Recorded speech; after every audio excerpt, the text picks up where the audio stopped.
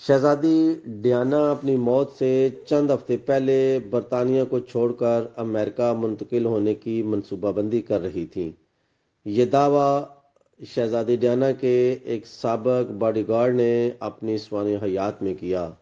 لی سان سم اپنی کتاب protecting Diana a body guard story میں بتایا کہ جولائی 1997 میں ایس ٹی ٹروپز میں اپنے بوائے فرینڈ دودی الفائد اور بیٹوں کے ساتھ تعطیلات مناتے ہوئے شہزادی ڈیانا نے امریکہ منتقل ہونے کے منصوبے کے بارے میں بتایا تاکہ ان کے بیٹے ولیم اور ہیری کو میڈیا سے تحفظ مل سکے۔ کتاب میں بتایا گیا ہے کہ میڈیا شہزادی کی زندگی کے ہر پہلو میں مداخلت کر رہا تھا اور انہوں نے مجھ سے کہا کہ برطانیہ میں میرے کرنے کے لیے کچھ بھی نہیں، میں جو بھی کروں اخبارات نے مجھ پر حملے کرنے ہیں۔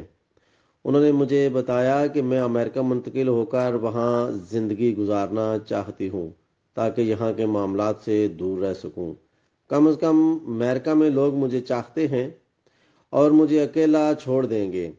وہ اپنے بیٹوں کے بغیر امریکہ منتقل ہونا چاہتی تھی اور باڈی گارڈ کے ایک سوال پر انہوں نے کہا کہ وہ کبھی اپنے بیٹوں کو شاہی ذمہ داریوں سے سبکدوش ہونے کی اجازت نہیں دیں گی۔ ان کا کہنا تھا کہ وہ ممکنہ طور پر اپنے بیٹوں سے اسکولوں کی تعطیلات کے دوران ملا کریں گی۔ کتاب کے مطابق شہزادی ڈیانا کو اپنے بیٹوں کو میڈیا کی وجہ سے چھوڑ کر جانا چاہتی تھیں جو ان کی زندگی کے ہر پل میں مداخلت کر رہا تھا۔ شہزادی ڈیانا نے فیصلہ کیا تھا کہ وہ میڈیا کو برطانیہ چھوڑنے کے بارے میں بتا دیں گی۔ لی سان سم کے مطابق انہوں نے شہزادی ڈیانا کو کہا کہ اگر انہوں نے ایسا کیا تو ان کے ارد گرد صحافیوں کی تعداد میں 10 گنا اضافہ ہو سکتا ہے۔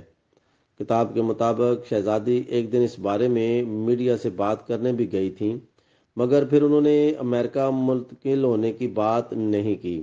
یاد رہے کہ 31 اگست 1997 میں لیڈی ڈیانا پیرس میں ایک کار حادثے میں انتقال کر گئی تھیں۔ مطلب گجر، BBC 5 لندن۔